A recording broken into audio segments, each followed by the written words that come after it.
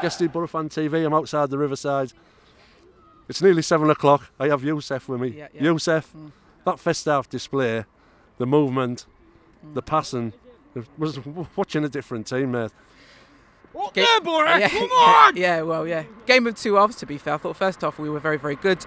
We went 2-0 up. We obviously scored the first goal very, very quickly within the first minute or so, and then of course Adama scored after 17 minutes, which was a poignant moment in the game for him to have scored whilst we were doing the round of applause for the three lads. But yeah, the movement was fantastic. Besic was just unreal, winning tackles and being positive. But I don't know what happened second half. I mean, it was like a different Boro at times, because it was like Barnsley were so poor in the first half, but second half we made them look a lot better because they created a few chances. When they scored that goal to make it 3-1, it was almost like, I don't know, the team just heads dropped down. They almost made it 3-2 very, very quickly, and everything almost went out the window. So I don't know who was more shocked, our back four from conceding a goal or Barnsley from actually scoring. Well, a bit of both, I think when they scored, some of the Barnsley fans were singing that the fact that they'd scored a goal. I mean, it was our anthem last year, we scored a goal, we scored a goal. Obviously, they sang it today. But yeah, we were very, very poor, I think, in the second half. We were wasteful in possession. We, gave the ball away a lot, which is a bit of a disappointment. So, yeah. Partnerships in football, Youssef, they're important. 100%. We have George Friend and Stewie Downing, that long trusted partnership. We now have Besic and Howson in the midfield. Yeah. We have Arla and Gibson, solid. And now up front, the relationship between Bamford and Traore, the smiles on the faces, and they just seem to find each other whenever they need to. They do, and that's sort of spot on. And we spoke a lot about in Gary Monk's era the fact that players don't really know each other and they're still learning to play with each other. But Tony Pulis has been having such consistent team selections.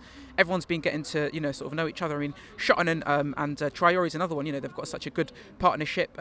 So yeah, I think partnerships is going to be important. Obviously, last time we got promoted under Karanka, it was a whole team of the spine, obviously Gabo and Ayala, Clayton and Ledbitter, Gaston and Nugent as well. So it's important to have a good spine, 100% in the whole team, and I'm pleased that we were able to have that. More Besic since he came in the January transfer window. That's how you play a defensive midfielder's role. I mean, it's all-round midfield. I wouldn't even say it's a defensive midfield. I think it's all-round midfielder. Defensively, offensively, winning balls.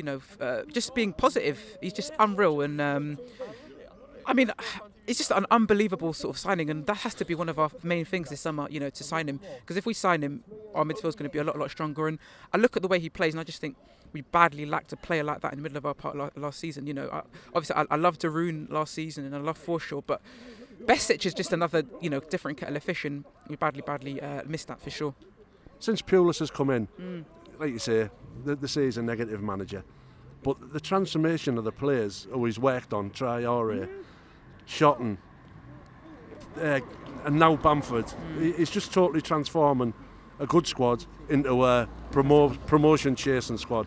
Yeah, and that's what we need. We need to have a strong squad as sort of possible, and he's playing players consistently, and Adama, before Tony Pulis came, I think the most games he's ever played in a row for Boro. I think 5 games in a row, and it's the first time he's been given a proper run in the side. Bamford's been playing up front a run of games, and you can see he's at 8 goals in 5 games. So that's what players need. They need an arm around the shoulder. They need a consistent run of games and just continuing to show what they can do. And Pulis' management has been very, very good in that regards. That's for sure. Adama Traore, he's producing every week now. He's man of the match displays nearly every week. He's going to attract a lot of attention. Youssef, are we going to be able to keep hold of him? That's the $1 million question. I mean, obviously, it depends on what division we're in. I mean, obviously, if we're in the Premier League, if we get promoted to the Premier League, that increases our chances of him staying.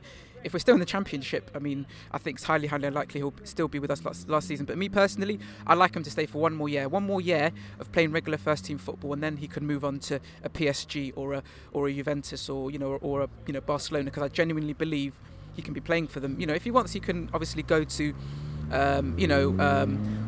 other clubs now, but is he going to be playing regular first-team football? I'm not so sure, but his decision-making is getting so much better, and I just love Adama Traore, to bits, so yeah. And along with Fulham, we are one of the form teams in the top 6.